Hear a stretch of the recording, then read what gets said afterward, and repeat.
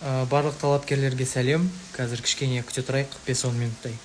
Бағана түсірген прямой эфир сақталмай қалды, белгілі бір себептерге байланысты. Қазір қайтадан жасайтын боламыз. Кім Абай университетіне түсейін деп жатыр, сол достарыңыз болса, тоже айтыңыз кірсін деп.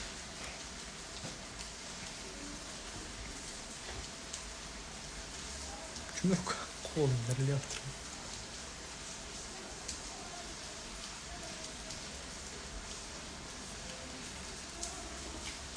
Так, біздің университетке келмес бұрын сіздер онлайн заявка беру керексіздер үйлеріңізден.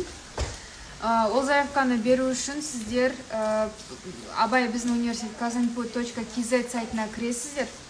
kazinpo.kz сайты. Сайтқа кіргенде осындай шығады сізде. Шыққан кезде мына жерде оқуға түсушіге немесе поступающим деген раздел бар. Мына жерде содан кейін бакалавриатты таңдаймыз, одан кейін подать заявку дейміз. Мынандай бет шығады сіздерде. Одан кейін мына жерде создать новый аккаунт мынаны басасыздар. Одан кейін мына жерге ин жазасыздар. Одан кейін почтаңыз жазасыздар осылай.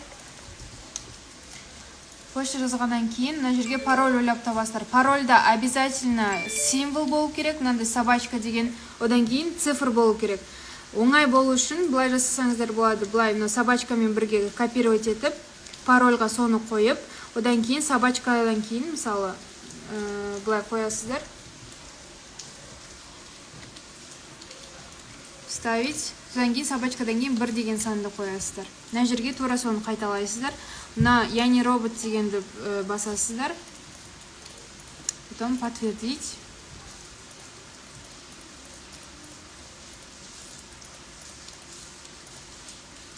Сосын регистрация. Сол кезде сіздерде регистрация болады. Сіздерді одан кейін бірден мынандайға әкеледі. Бағана логин пароль жазғаныңызды осы жерге жазасыз.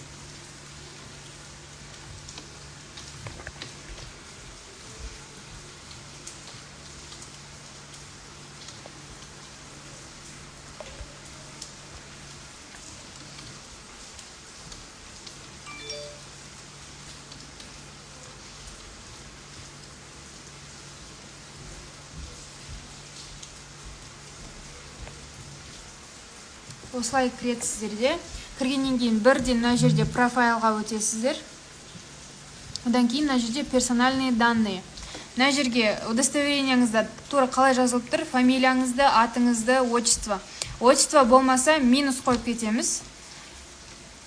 Обязательно барлық поля толу керек. Туған күніңізді, жынысыңызды анықтайсыз. Егерде қазақ граждан болсаңыз, қазақ, немесе басқа ұлт болсаңыз, сол ұлтыңызды жазасыз. Замужым, не замужым белгілейсіз. Мына жерге 3-4 фото саласыз. Бірінші бетке 3-4 фото. 3-4 фото PDF форматта емес, жай фото JPEG форматта болу керек, және бір данасы ғана. Одан кейін сохранитті басамыз. Мынандай шығу керек, анкета успешно добавлена деп. Одан кейін сразу данные документе удостоверяющим личность. Мына жерге удостоверение личность деп белгілейсіздер. Мына жерге удостоверениенің артындағы номерді жазасыздар. Сосын артында выдано кем, ішкі істер министрлігі деп көбісінде болады, осыны жазасыздар. Қашан удостоверение қашан берілген, қашан срогы бітеді. Одан кейін мына жерге PDF удостоверение личности саласыздар. Оңай болу үшін Каспиіңіздағы госуслугида удостоверение бар, соны саласыз. Ұлдарға военный обязанный деп жазасыздар, және мектептен берілген военный билетіңіздің данныйларын жазасыз. Содан кейін военный билеттің PDF форматын саласыздар. Қыздарға не военный обязанный дейсіздер, одан кейін сохранить тағы да. Одан кейін социальный характеристики. Отбасыңызда қанша бала 18-ге толмаған, соларды жазасыздар. 4 бала болса, 4-18-ге толмаған бала, немесе студент болса, 4-еу болады. Егерде студент оқымайтын үлкен болатын болса, мысалы 4 балаңыз бар, бірақ оның біреуі уже оқу бітіріп келген жұмыс істейтін болса, онда 3 деп жазасыздар. Толық қамтылған, толық қамтылмаған, яғни отбасыңыздың жағдайын жазасыздар. Одан кейін награды, егер алтын белгі, қызыл аттестат болса, аттестат особого образца, олимпиадалар, республиканский нелер конкурстардың жүлдегер болсаңыз, мына жерден таңдасаңыз болады. Квоты мына жерде сельский мектеп бітірген, немесе инвалидность бар студенттер, немесе отбасында инвалид асырайтын деген сияқты мына жерден қарайсыздар, соларды белгілейсіз. Егер жоқ, ешқандай болмаса, не имеется деген болады, соны белгілейсіздер. Егер бар болатын... Нашта тоже. Мына жерде тоже алтын белгі қызыл әсер ештеңе болмаса, тоже не имеется. Егерде мына жерде квотаңыз бар болатын болса, мысалы ауылдық квота болса, онда аттестатыңызды мына жерге саласыз. Егер сізде многодетный болса, многодетный растайтын құжатыңызды, справкаңызды саласыз. Мына жерде 3 PDF қана документ сақталады, сол үшін барлық документіңіз бір PDF-тің ішінде болу керек. Жоқ.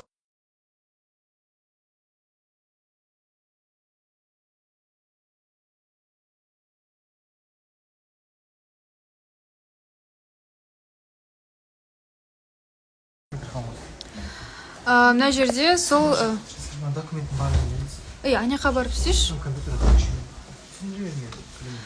Мына жерге сол бағанағы көп балалы болса, сол нелер жазасыз. Жатақхана керек болса керек, немесе керек емес болса керек емес деп жазасыздар. Марапаттарды республиканский дәрежеде болса жазасыздар. Одан кейін қазір мен сіздерге түсіндіріп алайын, сосын сұрақтарыңыз болса қоясыздар. Одан мынаны толтырып біткеннен кейін сохранить, потом адрес контактный данныйға өтеміз.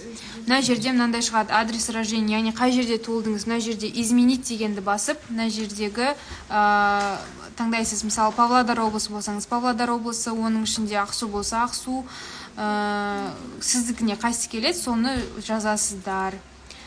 Мысалы, мына жердесіздер. Осылай. Егерде мына жерден шықпайтын болса, мына жерде не найдены игов деп жазасыздар да, мына жерге полный адресіңізді өтір арқылы полностью жазып шығасыз. Бұл жазып болғаннан кейін міндетті түрде изменить басасыз. Міндетті түрде изменить. Сол кезде мына жерде сразу шығады. Страна прибытия. Егерде сіз Қазақстанда туылған болсаңыз, Қазақстан деп жазасыз. Қазақстан деп. Адрес прибытия, яғни сол Қазақстанда қай жерде, мысалы, мына адресте тұрып жатсаңыз, мына жерге тура сол адресіңіз мынақта шығады. Соны изменить деп жазасыз. Адрес проживания. Егерде, мысалы, қараңыз, сіз Түркістан облысындасыз, бірақ оқыған кезде Алматыда тұру керексіз. Алматыда адресіңіз болса, сол Алматыда тұратын адресіңіз жазасыз. Егерде болмаса, сол бұрынғы қазір тұрып жатқан адресіңізді. Пропискаңыз қайда, сол адресті жазасыз. Одан кейін ата-анаңыздың пропискасы қай жерде, тоже соны жазасыз. Сосын мына жерден телефон номер міндетті түрде жазу керексіз. Өзіңіздікін және ата-анаңыздың міндетті түрде. Одан кейін сохранитті басасыз, одан кейін образование. Образованияны басқаннан кейін сіздерде мына жерде егер мектеп бітірген болсаңыздар, мектеп деп жазасыздар.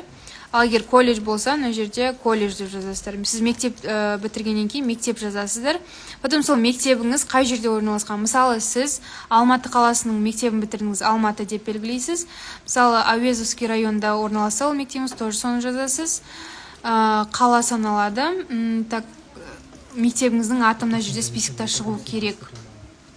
Егер мектебіңіз мынау списоктан шықпаған болса, другое название учебного заведения деп жазасыздар. Аттестатыңызда мектептің аты қалай жазылып тұр, тура солай жазып шығасыз.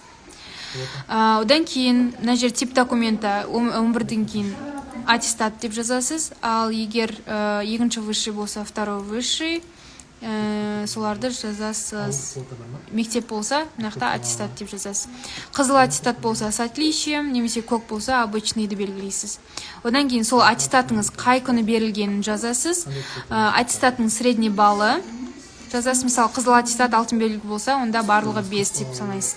Егерде аралас болатын болса, сіз интернеттен, Google'дан калькулятор для среднего балла аттестата деп жазсаңыз шығады. Серия документ, яғни аттестатыңызда бірінші бетінде үлкен әріптермен 3 әріп жазылып тұрады. Мысалы, ЖОБ деп соны жазасыз. Астына сол ЖОБ-ның жанындағы номерді жазасыз. Мына жерге аттестатыңызды саласыз.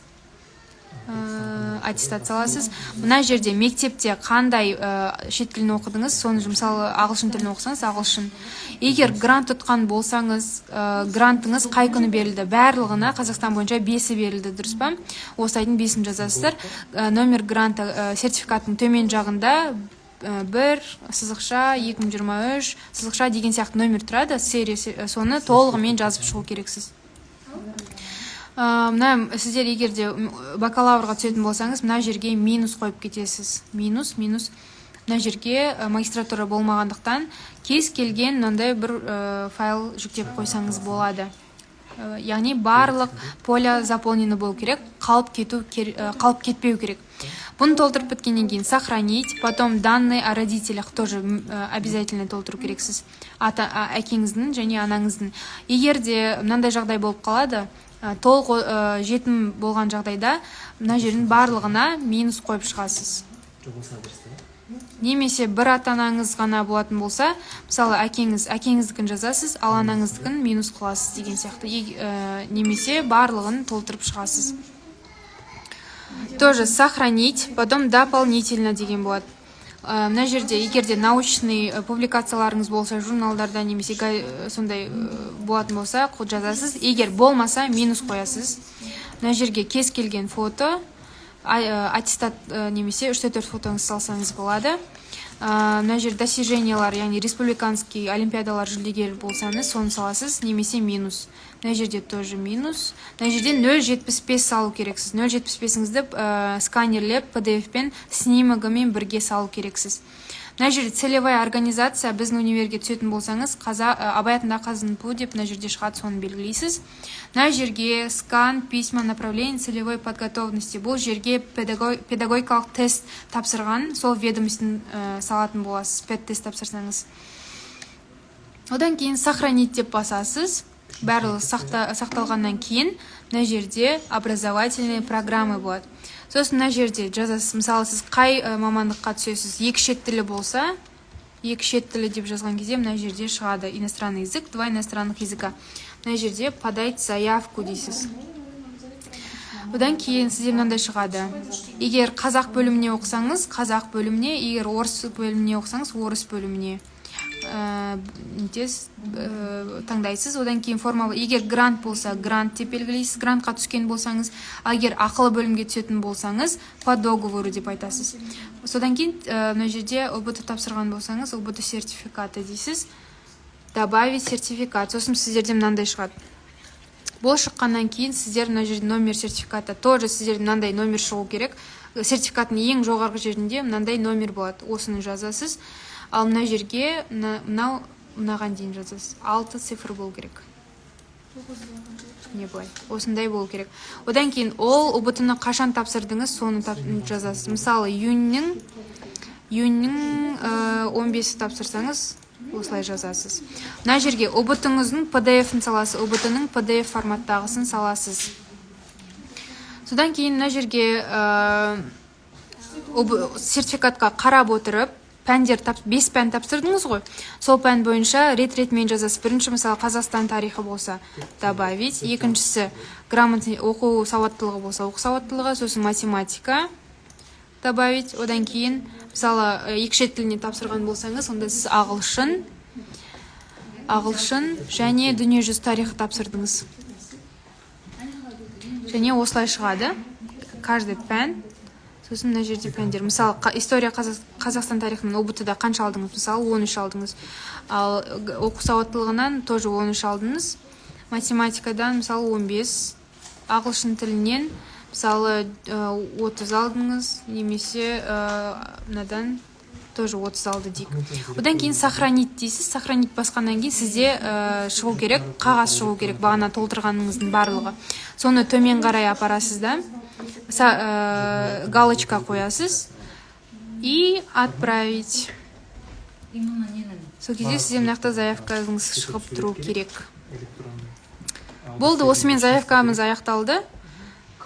Сол заявка беріп, содан кейін қағазбен алып келесіз қазір. Сұрақтарыңыз болса, қойыңыздар, жауап береміз.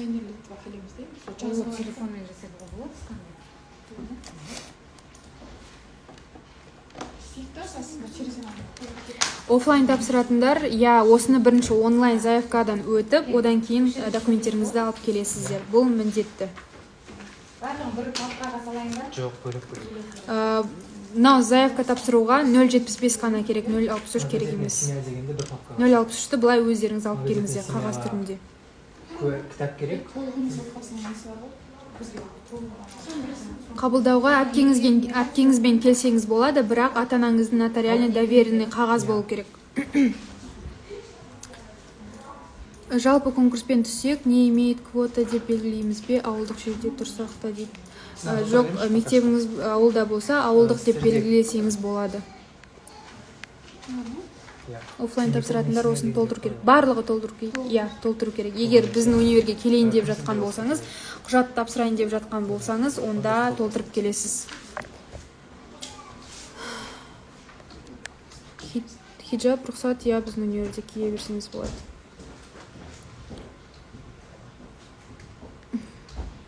$0,75 керек. 0,75 флюорография снимогымен бірге керек. Общий документ 25 тамызға дейін тапсырсаңыз болады. Жоқ, грант егерлері де тапсыру керек. Сенім хатты нотариустан жазасыз.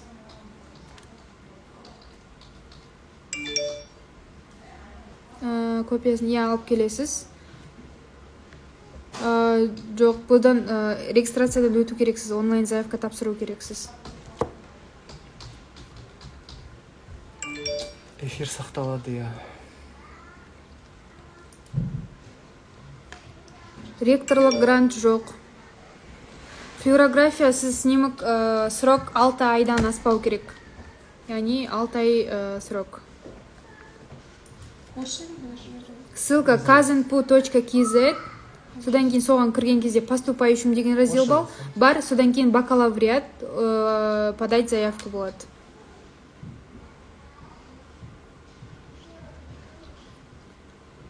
Басқа вуздан келе берсеңіз болады. Ата-ананың өзі барып тапсыруға болады. Жоқ, абитуриенттің өзі болу керек. Оқуға түсушінің өзі міндетті түрде.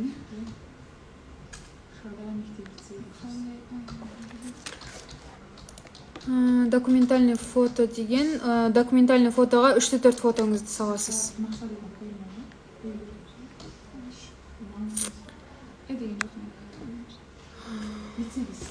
Профайлды грант егерлері де толтырады. Қайтадан бересіз?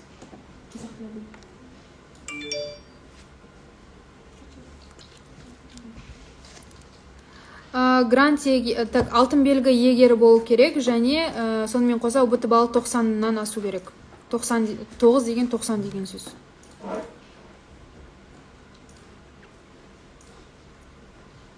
Қараңыз, оны не үшін жазасыз? Егер де сіз алтын белгі және ұбт балыңыз 90-нан асса, және сіз ақылы бөлімге тапсыратын болсаңыз, сізге 30% скидка болады ақылы бөлімде. Сол үшін жазасыз, егер скидка алғыңыз келсе. Сіздерге барып онлайн бізге келіп онлайн тапсырсаңыздар болады. Бірақ сіз өзіңізбен бірге флешкада немесе барлық осы көрсеткен документтердің барлығы онлайн түрде болу керек, міндетті түрде. Флешкада.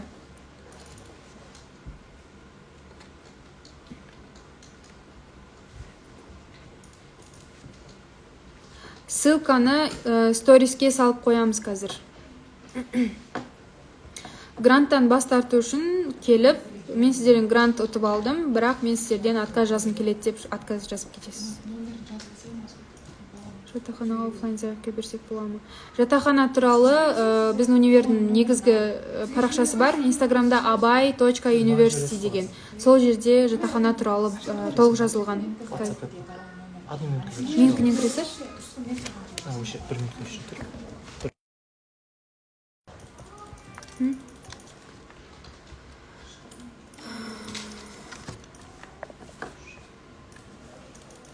Жатақхана туралы сұрақтардың барлығы abay.university инстаграм парақшасында. Доверенность міндетті ата-ана қасыңызда болмаса міндетті түрде керек. Яғни сіз абитуриент және әпкеңізбен немесе ағаңызбен келетін болсаңыз, ата-анаңыздың сол кісіге нотариальный доверенность қағаз болу керек.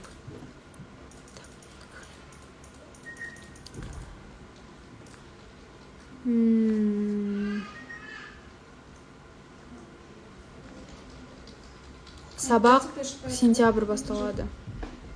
747 жазылды, 434. Я 447. 747. Менің 070 құжатым алдыңғы вузда. Алдыңғы деген біздің вузда айтып жатсыз ба? Каспийден бересіз бола ма? Иә.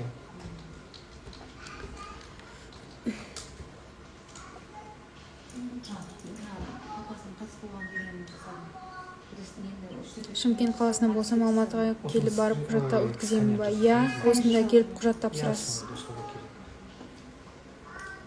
Оқуға тапсыратын студент 18-ге толса, я өзіңіз келіп тапсыра берсеңіз болады. Туризм мамандығы бізде жоқ.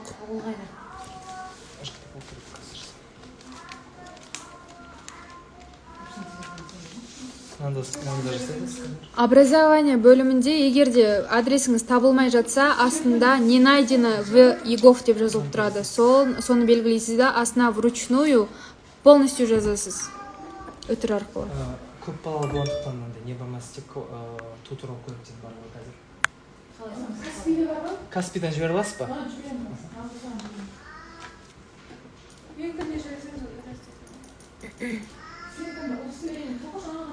Ақылға түсу үшін, егерде педагогикалық мамандыққа түсетін болсаңыз, сізде ОБТ балыңыз 80 балл болу керек. Ал егер педагогикалық емес научный мамандыққа, яғни мысалы переводческое дело, научная физика, научная химия деген сияқты мамандықтарға 75 болу керек. Туризм мамандығы бізде жоқ.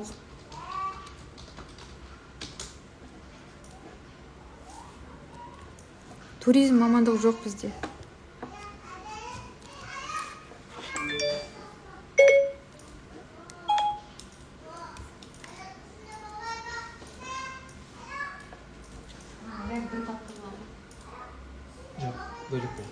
Корпус, блок деген жерде егерде сізде болмаса, онда былай минус қойып кетесіз. Бір папкаға салсам болады шығар. Оны иә.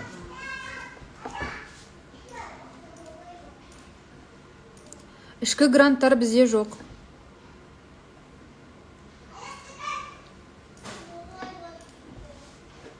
Мен экологический аймақта тұрсам, ауылдық мектептен барсам, онлайн заявка бергенде документтерін алу керек па? Я сол документтерді растайтын құжат ретінде, сурет PDF ретінде салатын боласыз сол неге заявка тасығанда. Ақылы оқуға түсу үшін педагогикалық мамандықтарға 80 балл болу керек, педагогикалық емес, мысалы, научная химия, научная физика деген мамандықтарға 75 балл болу керек. Профайлды толтырмай барсақ болады, бізге келіп тапсырсаңыздар болады, бірақ документтеріңізді міндетті түрде электронный варианты, яғни флешкада алып келу керексіздер. Подтверждающий документ дегенде, так қазір.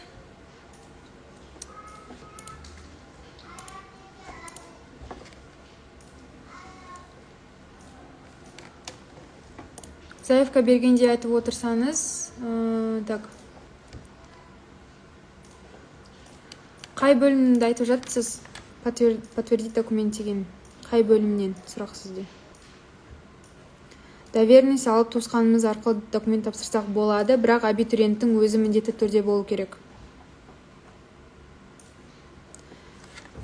Так.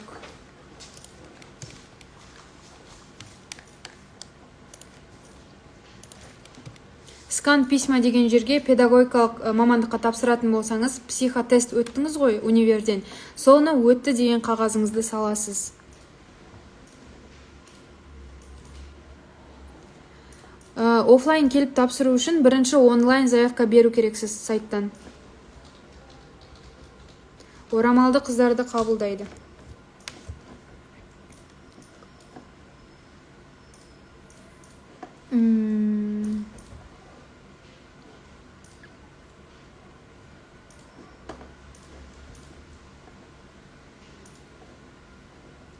ЭЦП жоқ, керек емес.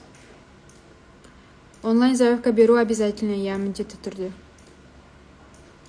Скан письма направления деген педагогикалық тест тапсырған кезде, соны тапсырған қағазыңыз ведомостьтен үзінді деген қағаз болу керек, сізде соны саласыз.